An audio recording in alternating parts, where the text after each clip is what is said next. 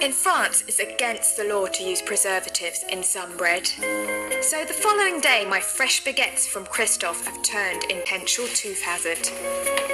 But for my next dish, a stale baguette is just... This is a great way of using leftover old stale baguette and making something new. In fact, for this recipe, an old baguette will work even better than a...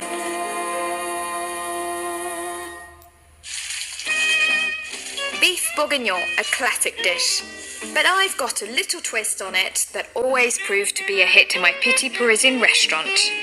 And for my version, I'm going to need that stale old baguette. Start off by coating the beef in flour. So it's worth, oh my goodness, wearing the wrong dress.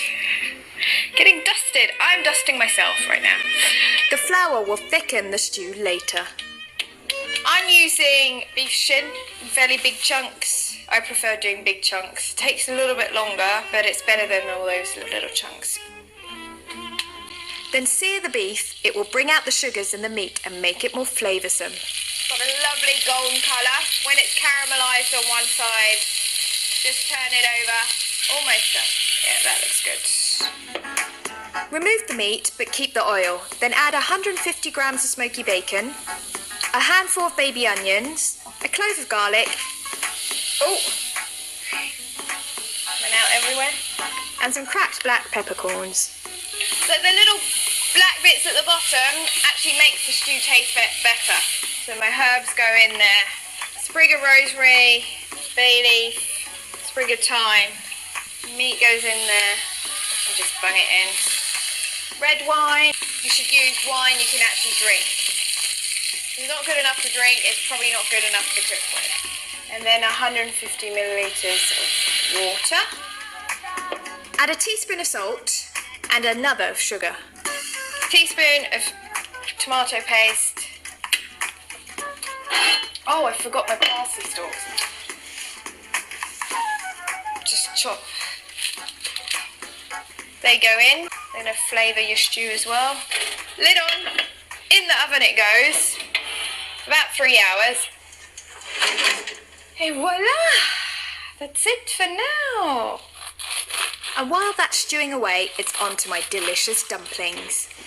Cut the stale baguette into small pieces and add some parsley. Then pour over 250 ml of warm milk. The staleness stops it going mushy. Let your bread soak up all that milk. Generous pinch of salt. Bit of black pepper. Nutmeg. I need 1 egg. I'm going to make everything stick together. Grab a wooden spoon, give it a mix. I need a tablespoon of flour. Mix it all together. That looks like ready. Then all you need to do now is you kind of squash them together. It's about a golf ball shape.